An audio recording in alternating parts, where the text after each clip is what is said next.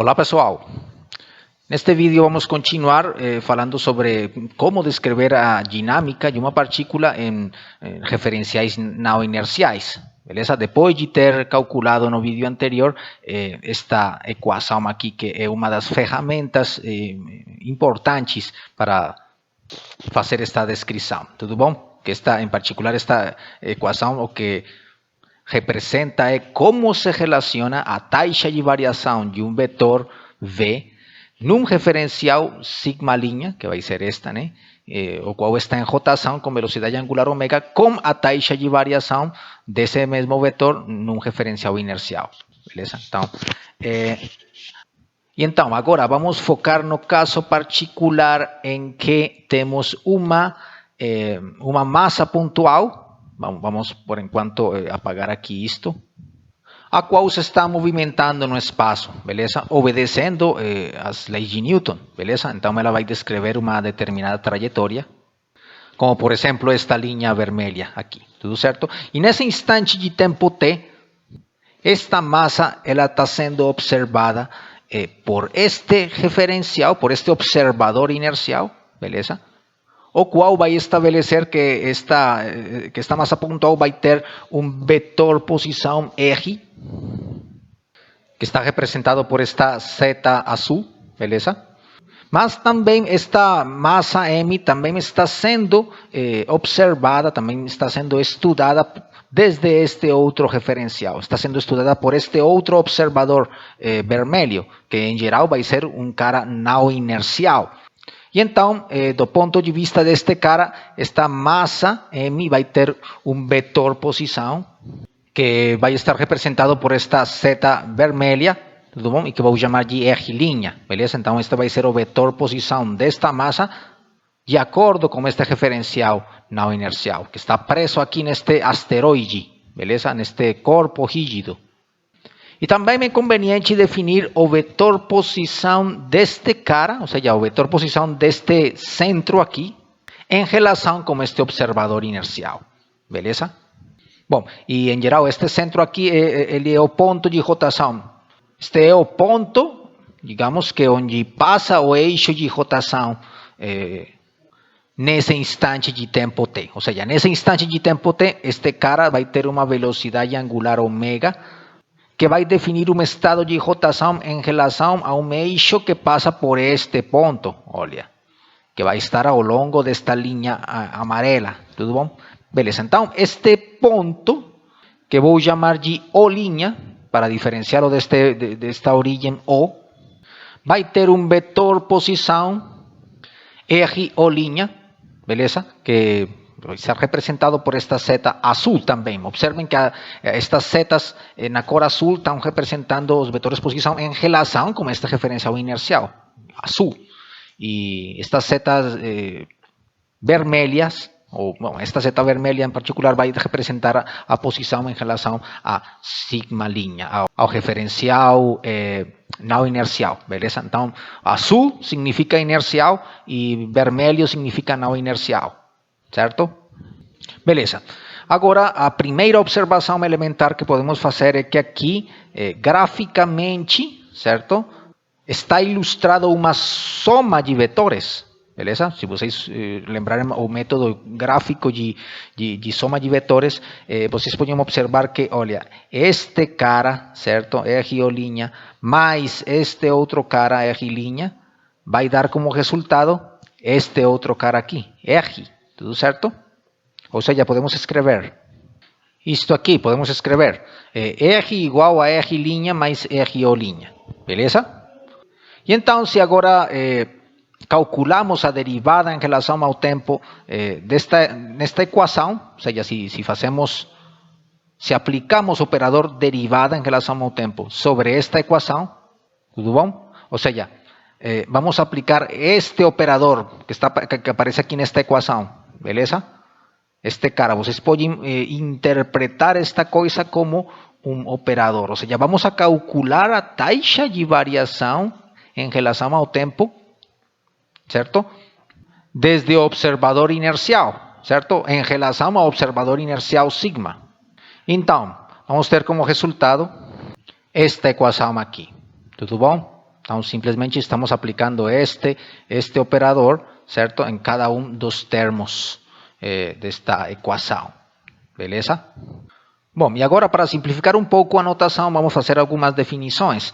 A esta coisa vamos chamar de VO', beleza? Ou seja, a velocidade em relação a sigma, certo? Que tem este ponto, ou linha. Tudo bom? E a esta coisa que está aqui no lado esquerdo da equação vamos chamar de V sigma. Ou seja, a velocidade que tem a partícula m, certo? A velocidade que tem a partícula m em relação ao observador inercial sigma, beleza? Esta vai ser a velocidade medida desde o observador inercial sigma. Portanto, podemos escrever o seguinte. Isto aqui, beleza?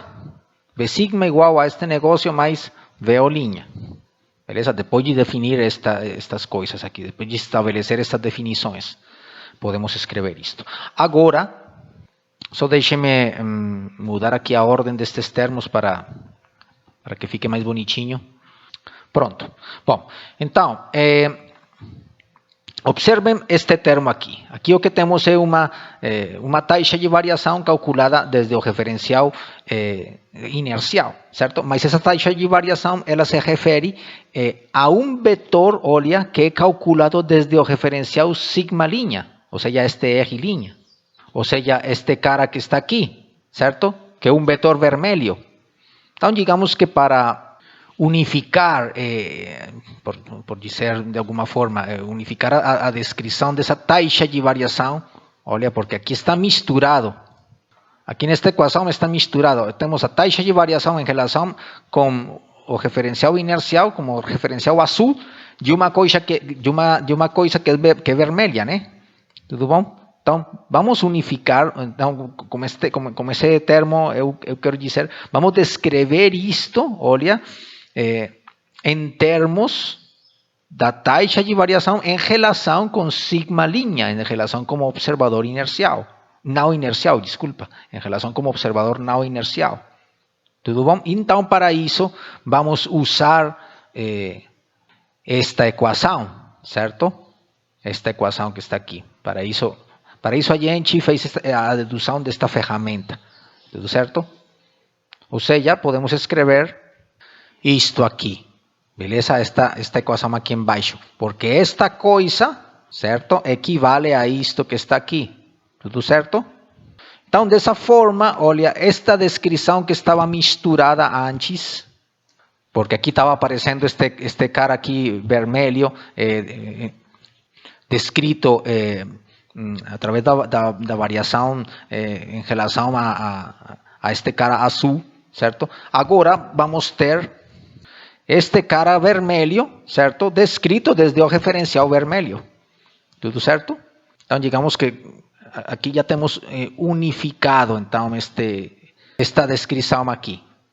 E agora, novamente, para simplificar a notação, podemos digamos que continuar a nossa ideia destas definições aqui, tudo bom? Ou seja, esta coisa pode ser definida como V sigma linha, certo? Porque precisamente este negócio vai representar, olha, a taxa de variação da posição, do vetor posição da partícula em relação com o referencial sigma linha, em relação com o referencial não inercial. Entanto que esta que está aqui vai representar a velocidade da mesma partícula, ou seja, a taxa de variação do vetor posição em relação ao tempo medida desde o referencial inercial. Então, sendo coerentes, consistentes com esta notação, podemos denotar esta coisa como V sigma linha. Portanto, podemos escrever esta equação aqui que eu vou chamar de equação 2, beleza? Podemos escrever esta expressão. Depois de definir isto, certo? Bom, e também isto e isto, podemos estabelecer esta igualdade aqui. Estou chamando aqui equação 2 porque a equação 1 é esta, beleza? Que, bom, é a que fala sobre a taxa de variação de um vetor, beleza? Num referencial sigma linha. Esta aqui é a equação número 1. E esta daqui vai ser a equação número 2, certo? Bom, então agora, dado que na segunda lei de Newton aparece a aceleração da partícula, ou seja, desta partícula aqui, certo, que efetua esta trajetória, de acordo com a segunda lei de Newton, esta trajetória vai estar determinada pela relação soma das forças igual a massa vezes a aceleração. Então, ali aparece a aceleração da partícula. Então, teremos que fazer aparecer a aceleração a partir desta equação, certo? E a forma natural de fazer aparecer a aceleração ali é derivando em relação ao tempo, beleza? Mas, novamente, como iniciamos este processo aqui, vamos a calcular a derivada em relação ao tempo medida desde o referencial inercial. Ou seja, que vamos a aplicar este operador aqui, beleza? Este operador, ou seja, aqui esta equação 1 define, se vocês observam aqui facilmente, define a ação de um operador de dt sigma, certo? Sobre um vetor v, olha. A ação desse operador vai estar definida por esta equação aqui. Então, vamos aplicar esse operador sobre esta equação, beleza? Sobre todos os termos dessa equação que aparece aqui. Então, teremos o seguinte. Vai ficar assim, então, desta forma. Aplicando aquele operador sobre os dois lados desta equação. Beleza? Bom, e podemos fazer isto porque aquele operador é um operador linear. A partir desta equação 1, vocês podem verificar facilmente a linearidade desse operador, certo? Ou seja, que aquele operador atuando sobre esta soma de termos vai ser equivalente à soma as somas do operador atuando sobre cada um desses termos. Tudo certo? Ou seja, isto que está exatamente aqui. Beleza, então agora vamos analisar cada um destes termos nesta expressão. Então, vamos aqui ter termos que vão estar misturados, digamos, em um sentido coloquial, que vão ter as cores misturadas, né? E vão ter termos que não têm as cores misturadas, que vão ser termos de uma cor só. Tudo bom? Por exemplo, olha, este que está aqui, V sigma, olha, ele está definido desta forma, certo? Então, é um cara, digamos, na cor azul, certo? Ou seja, é uma grandeza que está medida, certo? Desde o referencial inercial, beleza? Então, sendo este cara eminentemente azul, digamos que a gente pode interpretar ele como a aceleração, certo? A aceleração da partícula medida desde o referencial inercial azul, a qual pode ser denotada com este símbolo, A sigma, beleza? Bom, agora vamos continuar com este outro cara. Este cara vai ser também eminentemente azul, de acordo com esta definição aqui, certo? É uma velocidade medida desde o referencial inercial. A este cara vamos chamá-lo de A', vai ser a aceleração daquele centro, daquela origem, O', certo? Em relação com o referencial inercial. Então, A'. Agora, este cara que está aqui, ele não é azul, beleza? Ele é vermelho, é um termo vermelho. É a velocidade da partícula medida desde o referencial não inercial, beleza? Então, ele está misturado, beleza? Ele está misturado aqui.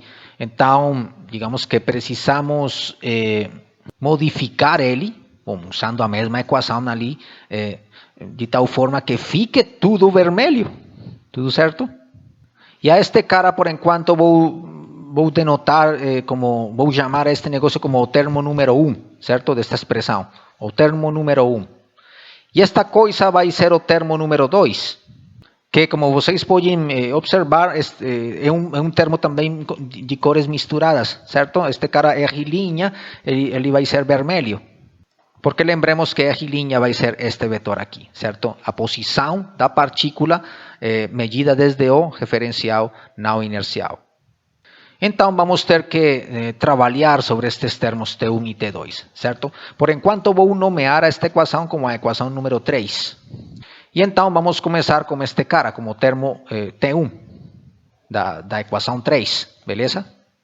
Então, o termo T1 vai estar dado por esta coisa, certo? Por esta relação, e usando a equação número 1, ou seja, esta aqui, novamente, beleza? Vamos obter como resultado isto aqui, certo?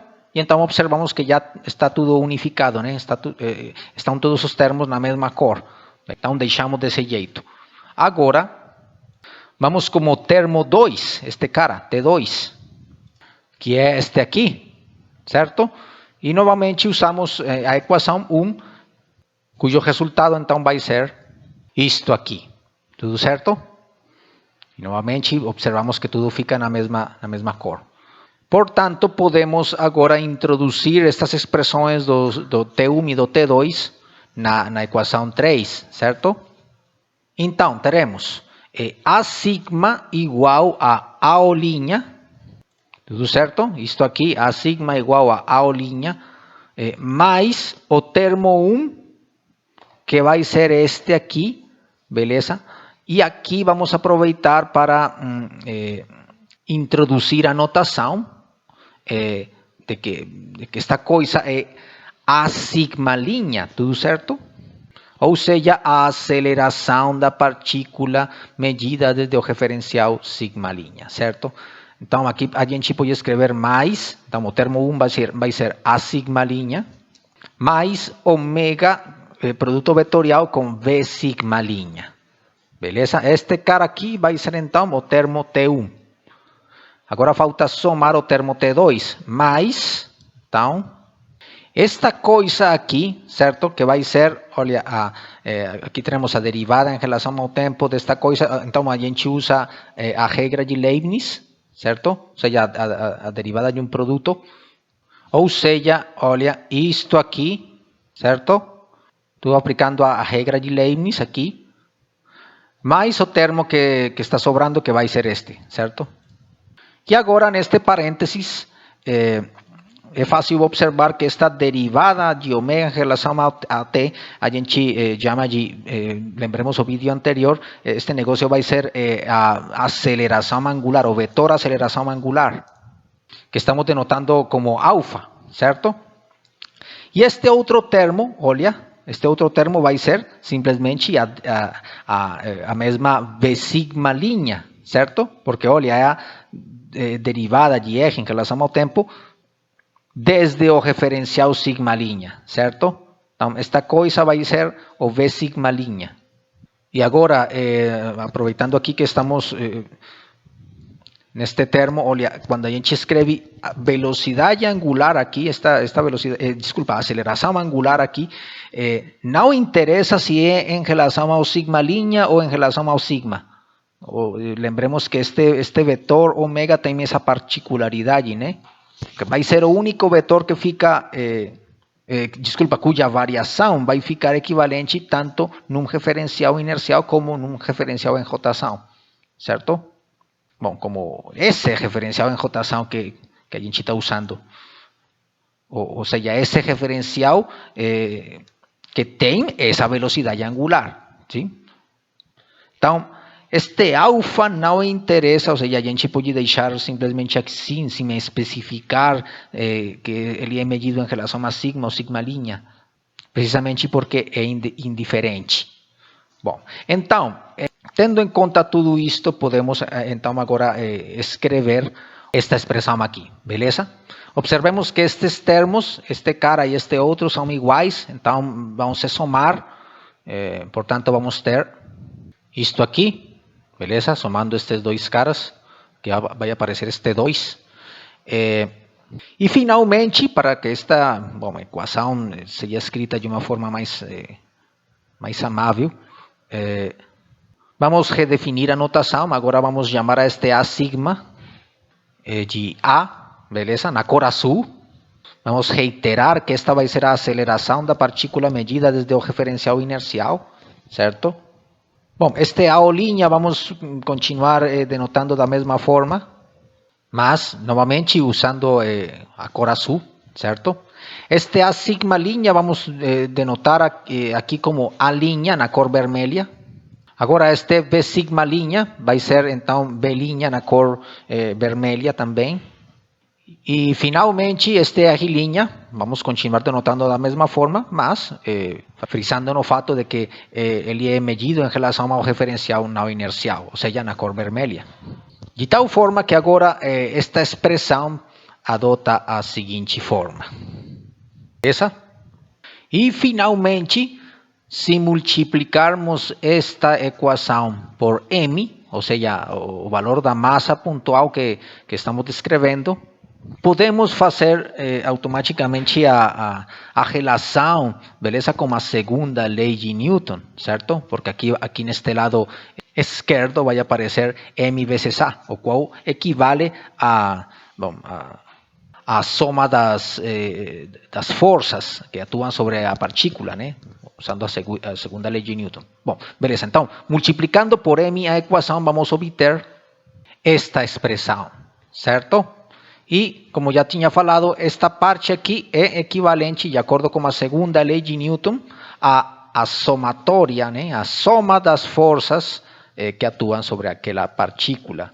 Ou seja, que estamos usando o fato de que a dinâmica da partícula no referencial inercial sigma é governada por esta equação, certo? Bom, que a gente sabe que é a segunda lei de Newton, certo? M vezes A igual a soma das forças externas que atuam sobre a partícula, beleza? E aproveitando esse fato, então, estamos substituindo, vamos substituir este MA por este soma de F, certo? E então isso nos vai permitir agora isolar, certo? Nesta equação, isolar este m vezes a linha.